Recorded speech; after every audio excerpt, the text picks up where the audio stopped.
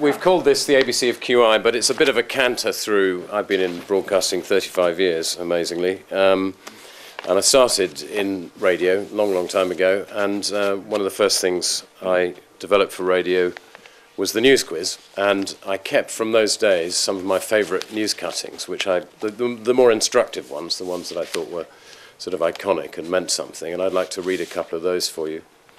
This is from The Guardian. And it says, the marriage suffered a setback in 1965 when the husband was killed by the wife.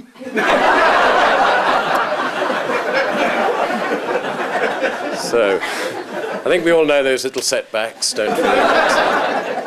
We have, and I think it may be that we've got our values wrong. I think another cutting from the Nairobi Star of Kenya actually says it all. It says very, very small, it's a small ad.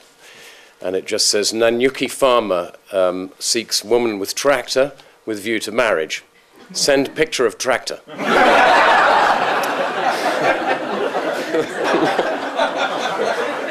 funny thing about these politicians, what was very amusing about Spitting Image particularly, was that you can say a politician's corrupt, you can say they fiddle their tax returns, you can say that they're, murderers. You say they've got a big nose, they get really cross. And I was once at a party at David Frost's house, and I was just minding my own business, and out of a bush leapt Leon Britton.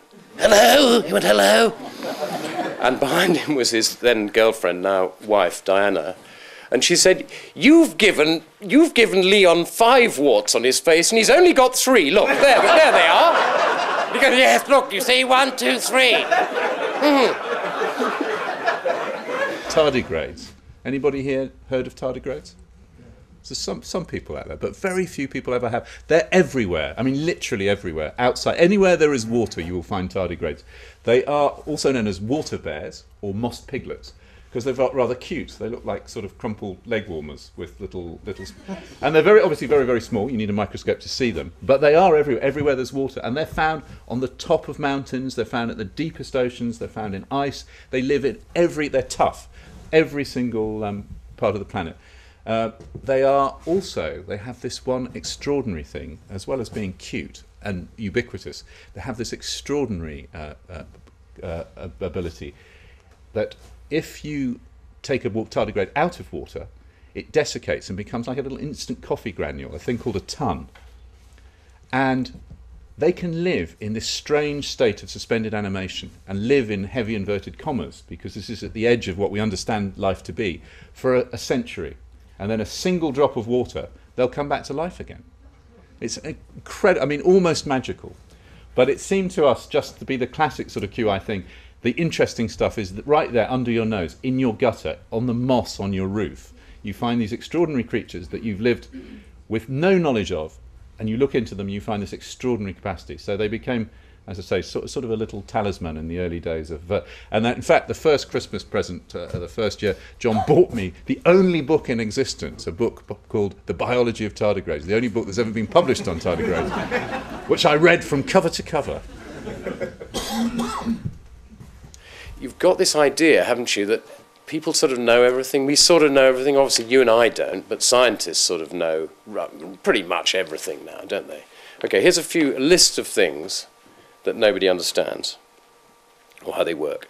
Light, matter, laughter, electricity, time, gravity, love, consciousness, explosions, fire, how cells form, why aeroplanes stay up in the air, where ideas come from, and why bread goes stale. They don't know any of those things. Earthquakes, you think, well, they must know about those. No. Do you know what the best way of predicting an earthquake is? The most scientific way is count the number of missing cats and dogs in the local newspaper, because they know more about earthquakes than we do. How do you get anybody to research everything, which is at least you just start with things that begin with a particular letter. So we're on G at the moment, which is why I've got a parrot up there, because as you probably guessed, G is not for parrot. But the reason it's up there is this, just a little again, a little brilliant story that I came across. I was looking at Alexander von Humboldt. The reason I was looking at him was guano. And guano, as some of you may know, was his discovery. When Europe was running out of fertilizer, he went and he discovered all these extraordinary deposits, huge deposits of bird shit in South America, and it started a guano boom. Keble College in Oxford is built on the proceeds of guano. There were 3 wars fought over guano. The president of Peru was worth more in that brief period at the end of the 19th century than the president of the United States. But the other thing, the other story, that in the midst of looking at guano, I came up with this extraordinary fact that von Humboldt, who was one of those sort of polymaths, one of those people who come up who are known as the last people to know everything, he discovered a parrot that apparently spoke the last 40 words of a forgotten language, a dead language, the language of the Ature, which is such a brilliant story until you start to think about it. How the hell did he know? Harry Enfield, wonderful guy, very funny actor, very good friend of mine. He was a student when I first met him. We did some wonderful ads together for Dime Bar chocolates. You probably may have seen some of those, one of which was about an armadillo. And the proposition was that armadillos are different to Dime Bars because armadillos are crunchy on the outside and soft on the inside, whereas Dime Bars are soft on the outside and crunchy on the inside. Very nice little ad. Armadillos, he went, as this yokel. Anyway, so we couldn't get a live armadillo. They're quite difficult to get hold of. So, and it's co-starred this blooming armadillo. So we went to a properties house and got a stuffed armadillo. And they said, oh, it's very rare, this stuffed armadillo. And then we got this stuffed armadillo and very carefully, rather like the dinghy, put it on wires and pushed it around and it made little puppet things like this. And it was all going very well until Harry stepped backwards by mistake and trod on this armadillo. Oh, no. Luckily we got all the shots, apart from one of its legs was a bit wonky. But we managed to complete the commercials, and then we had to go to the props house and say, we're really, really sorry. The armadillo is not well anymore. And we showed them this, there was a tremendous fuss, it was crushed all down one side, and they made a terrific fuss with this. This is an outrage. I mean, this armadillo is priceless. It's going to cost you thousands and thousands of pounds. We don't know what to do. We're very, very upset, and so we paid them a lot of money to kind of shut them up, really.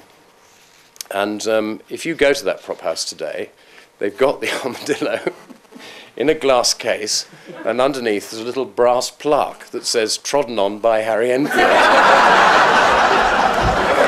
It's your turn, John. But the reason I've got a picture of carrot cake up there is one of the things that used to happen in this very, very empty restaurant, which I probably ought to leave. It's no longer there. It's called Smith's in Covent Garden.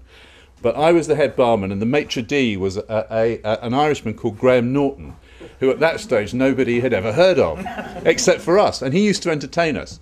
And one of the rare moments when we did have a customer in was a very elderly American lady who pulled up all sort of 25 stone of herself and kind of accosted Graham just as he was doing his kind of wait. And he looked brilliant. He looked like a waiter. He was a very, very good waiter, very funny, and came up to him and said, "Excuse me, could you tell me about the carrot cake?" And brilliantly, he just looked at her and said, "Which word is it that you're having trouble with, madam?